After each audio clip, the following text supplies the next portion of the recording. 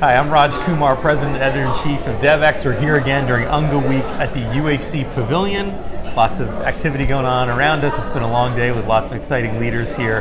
And I've got Steve Davis, one of those exciting leaders, who is the outgoing CEO of PATH. You made the announcement just recently that you will be leaving by the end of this year. One of the world's great global health NGOs, a center of innovation.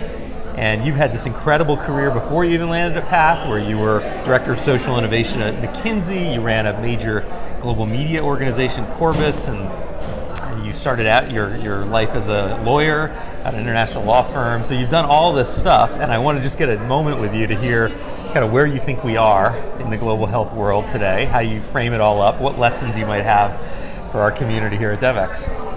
Well, thanks, Raj, and thanks for inviting me, but also for all you're doing, because even being in this venue today, it just reminds me about how important it is, the folks like you that are leading and convening and sharing and storytelling. It's critical for our work. So, I'm excited. It's always a little bit of a bittersweet thing to make decisions to move on, but I've decided that I'll be going on 8 years, and good time to declare victory and to go explore some other parts of one's life, and PATH's in good shape, and so I look forward to hearing who the new CEO will be. There'll be an announcement in the next month or two, we hope, and transitioning at the end of the year.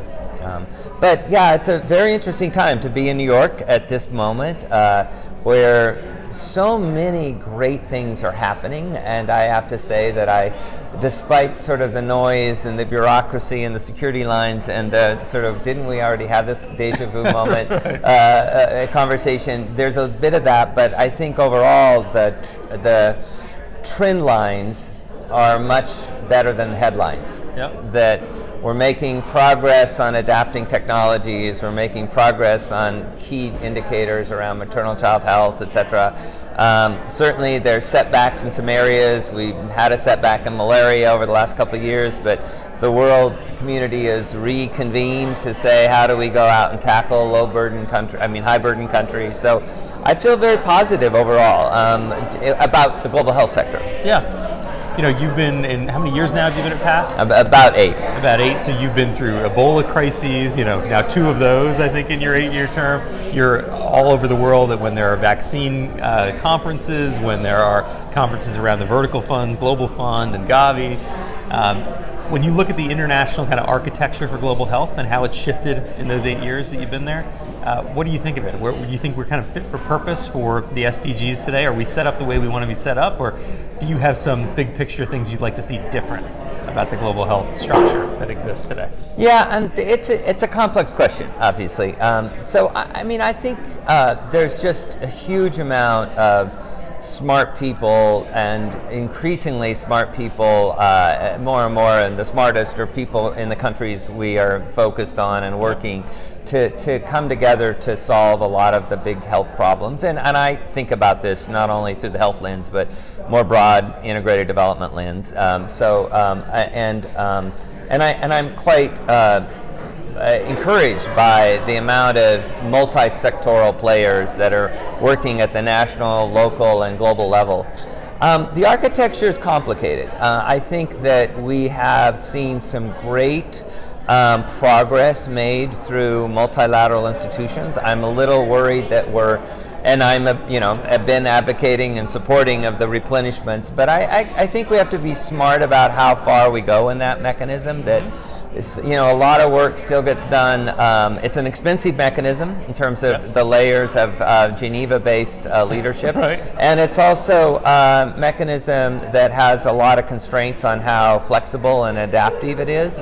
And so I think we have to be careful. I've heard 2 or 3 conversations this week alone about, should we create a Gavi for this or a next, a global fund for that? And I think we need to be working more with existing institutions and not having the need to create new ones. I think part of it is that there's so much dysfunction at a lot of the national levels that we think, well, if we just create a new alliance and it can have a public-private component to it, maybe that'll be easier to address. So as you say, it does end up with lots of layers. Yeah, I think the thing we got to be careful for is, fit for purpose can be great, but at the end of the day, we're dealing with it integrated management at the patient level. And so we've got to be careful that we don't start creating new silos for NCDs and new silos for diagnostics and new silos for, so I think I would say that some of these mechanisms are really proven vital in terms of fundraising, in terms of creating in-country capacity for redistribution, et cetera. I really do hope in the next 10 years we see more consolidation rather than more of them. And then the second I think that we have to be very thoughtful about is how much the expensive layers of having global multilaterals versus continuing to emphasize the development of national capacity, which I think is, if there's anything that I still worry about is I go to meeting after meeting in New York, and increasingly, we have a lot of, 95% of past employees are nationals of the country they work in. Most of our focus is at that level, and I don't see enough of that voice in the United Nations meetings. Yeah, we just had Diane Gashumba, who's the health minister from Rwanda. I'm sure you know her on stage, and Rwanda is such a great example of success.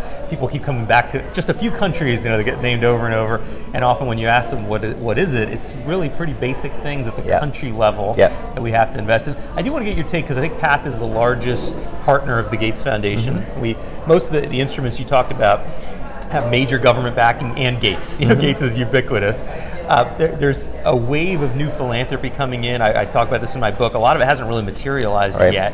Where do you see that coming? Where do you see the growing potential role, anyway, of private philanthropy in the health space? Well, first of all, private philanthropy is vital in the global development space and health space, and it's not going away. So I've had 2 or 3 meetings this week. I've had to remind people that philanthropy is not dead. In fact, it's more vibrant than ever. I think that one of the challenges we have I'll get back to your question, but one of the challenges we have in social innovations, I also, as you know, think and teach, and that was what I did at McKinsey, and I teach at Stanford, is I think that we sometimes are getting into this model for impact, corporate, for this financing model is better than that financing model, or, philanthropy is dated and we should all be doing social impact investing, or if not social impact investing, there should all be shared value business creation, and if not that.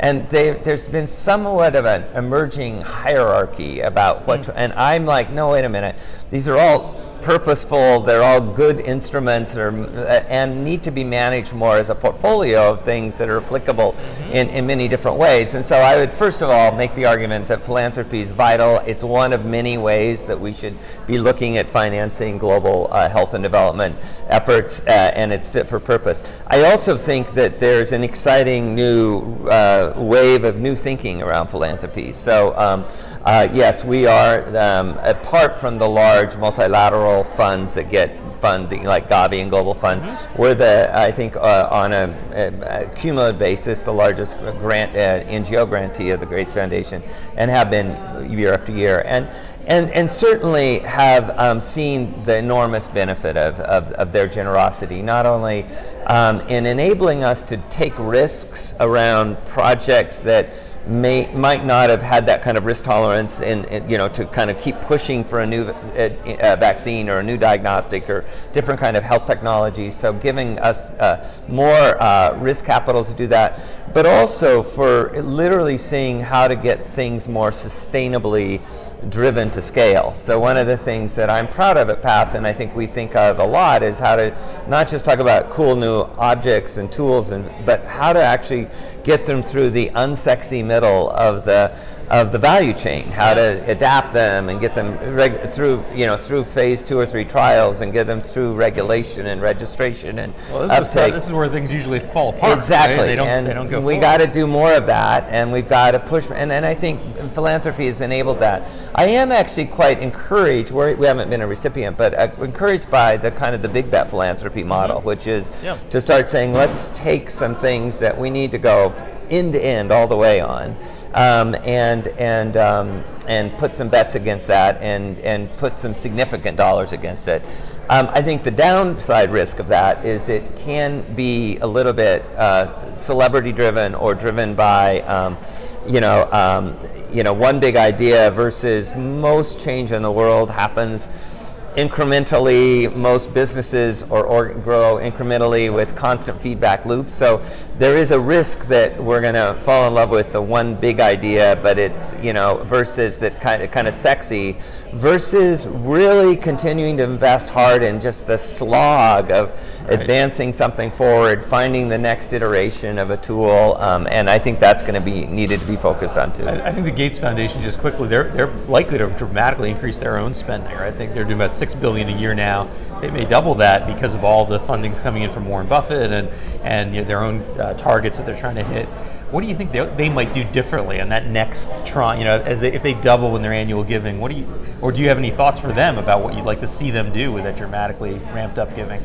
Yeah, I mean, I think, look, I don't have any inside knowledge of what their plans are. I think that the commitment to innovation, end-to-end innovation, will be important, and I think they continue to kind of think about organizational models.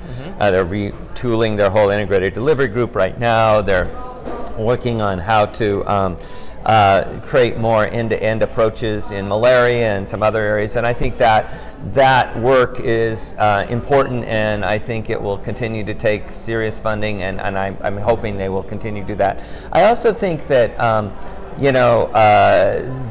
one of the things that my sense is that they want to be very careful about mission creep. I mean, they're already expanded their mission extensively across U.S. programs and development and health and ag and other things, but there's a tendency for everybody to look at a donor like Bill and Melinda to want them to do everything, and I appreciate their sense of strategic limitation. Yep. and I would privately and publicly encourage them to keep that focus, or some focus, where it doesn't become peanut butter over everything. Yeah, and it can easily become a sustainability challenge. If they fund something to a certain point and no one picks it up, they assume that they can pick it up forever. So, and I think the final thing, I really do think the Gates Foundation has to, and I've said this publicly to them, as institutions get bigger and as they create more and more authority and voice, and they've certainly become that way, and I think the tolerance for failure inside the organization or with partners, etc., is natural. There's sort of a natural, pulling back because you're so exposed, you're so much on the front line. And, fortunately, I think they have two founders who are courageous and are willing to, make mistakes, but I would just encourage, whatever they can do culturally to keep allowing for some mistakes, because we can't make progress without failure in this space. I'd just like to get one last thought from you, because actually for my book I interviewed Bill Gates and asked him how he thought we would do on the poverty SDG. By 2030, he thought we'd miss it. We get, making progress, but we'd miss it. I wonder, what do you think about the health SDGs when you look to 2030? And thinking big picture, because a lot of people I talk to say, well, there's wearable devices and smartphones and internet connectivity. Like, technology is going to radically transform the way we deliver and even think about global health.